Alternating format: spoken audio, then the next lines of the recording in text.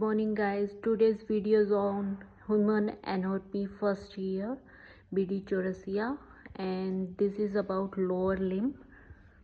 I would like to start about hip bone, and I would tell about hip bone, which is the ilium, and after that I will tell about what is the ilium and pubis and ischium, relationship attachment of ischium, acetabulum, obturator foramen, and then we come on the main topic, that is the femur. Femur is the thigh bone, is the longest and strongest bone of body, and this is the bone long and two ends, upper end and lower end. It is shown that what is the upper end and what is the lower end, and in this figure you can see head, greater trochanter, intertrochanteric line, lesser trochanter, anterior surface, lateral condyle, medial condyle, anterior aspect of this bone, and then you can see posterior aspect of this bone, that is the greater tuberosity, neck, intertrochanteric crest, spiral line, linea aspera with two lips, lateral supracondylar line, medial supracondylar line, adductor tubercle, medial epicondyle, intercondylar fossa, lateral epicondyle, and popliteal surface. In this image, that the site determination, it is very important to know anatomy of the femur. It is the longest and strongest bone of the body, and you can see this is the play major role in our body, and it forms the knee joint and it connects the head with the shaft. There is head. About the head we can study now this head, and that head forms more than upper half surface is directed medially upward, slightly forward. It articulates with acetabulum to form the hip joint. A roughened pit is situated between just below and behind the center of the head.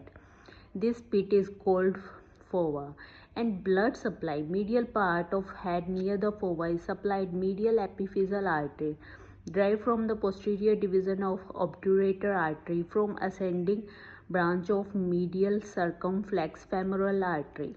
These arterial twigs enter the acetabular notch, then pass along the round ligament to reach the head.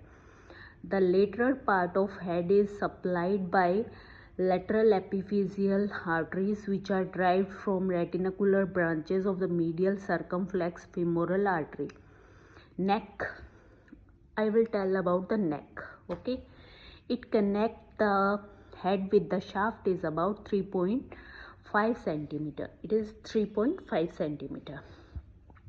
Then it is 125 in adult. It is less in female due to wider pelvis, and then two border, two surfaces. Upper border concave horizontal meets the shaft at greater trochanter, and lower border straight oblique meet the shaft lesser trochanter. There is the upper greater trochanter and there on the lesser trochanter. Okay, then angle of femoral torsion, angle of anteversion is from the transverse axis upper and lower end of femur. It is about 15 degree. Blood supply, intracapsular part of neck is supplied by retinacular arteries derived from trochanteric anteromonas. The vessel produce longitude grooves, and foramen are directed towards the head, supplying mainly on anterior, posterior, superior surfaces. Greater trochanter. This is larger prominence is located at the upper part of the junction of the neck.